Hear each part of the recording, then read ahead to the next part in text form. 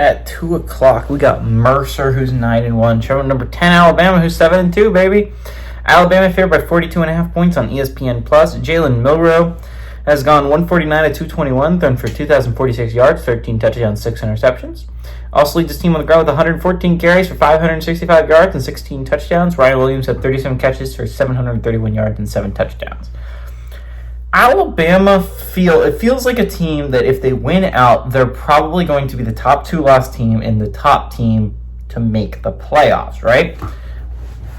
I have 2 worries if I'm an Alabama fan right now. One is bid thieves, right? Don't really have to worry about that in the Big Ten. You don't really have to worry about that in the ACC to an extent. Even if the most amount of ACC teams go, that's 2, right? And if you do the math, your Big Ten's likely sending 4. If we assume that the ACC is going to send 2, likely Miami and SMU, whoever, as long as they both win out, they're going to send 2.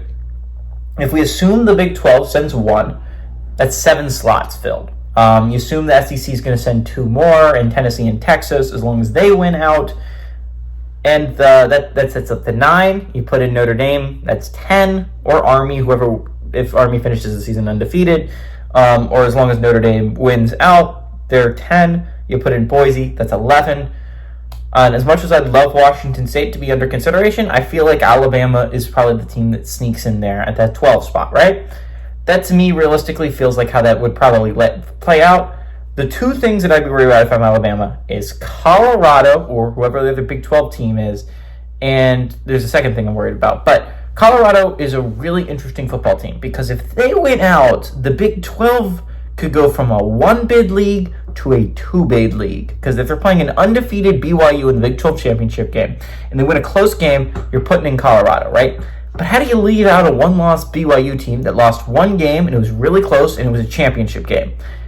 I don't think you do. I think you put BYU in 2, and that would knock out Alabama, right? And that would be heartbreaking if you're an Alabama fan. That would suck, you know.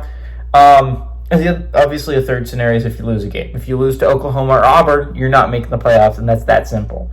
But it's a very manageable stretch down the road with Mercer, Oklahoma, and Auburn. All of those are very winnable football teams. 2 of those teams might even be bowls. One's an FCS squad. So, obviously, you control that part of your destiny. Another thing I'd be worried about if I'm an Alabama fan is what if Georgia beats Tennessee this week? And I know that seems like a great thing for Alabama fans because, honestly, you'd be in play for an SEC championship. You would be right in there. It'd be a large traffic jam at the 2 conference losses. Obviously, Texas and Texas A&M would be up ahead, but they play each other at the end of the year.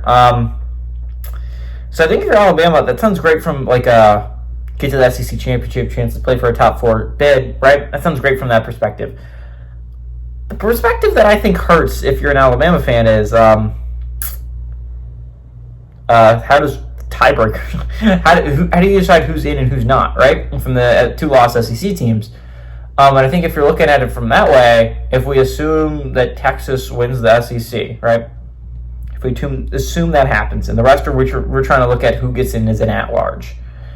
I gotta say, Ole Miss has probably got to go from the second top team to the top team, right? Because if you're looking at it, there's 3 teams that have played each other, and that hurts them, right? Because if you're looking at it, Tennessee beat Alabama. But if Tennessee loses to Georgia, Georgia beat Tennessee, and Alabama beat Georgia. So there's a weird loop that you got to look at there. You know who's not in that loop?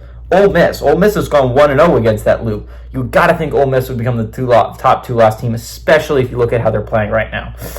So if you look at it from that way, you put Ole Miss as the top 2-loss team. But no worries, there's still just another slot, right? Because Tennessee fell out. There's another slot to fill. Who fills that slot? You got to think it's going to be Georgia. Because if you look at Georgia, I think you look at the losses, right? And if you're looking at the log jam, you're looking at the whole bunch of teams that are close together, you look at the losses. Who are your losses to, and are they reasonable? Georgia's 2 losses are to Ole Miss and Alabama, right? They all play each other, so you look at the one loss that's different from the others, right? Georgia's 1 loss outside of the mix is Ole Miss.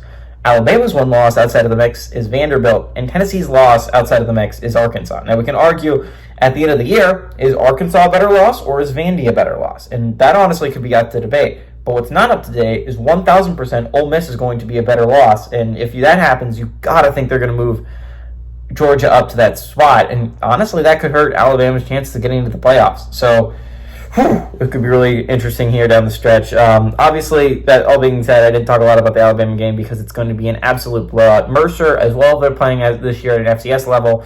One of their best years in a long time. They're not Alabama standards, not even close. Give me Alabama to win and cover at home.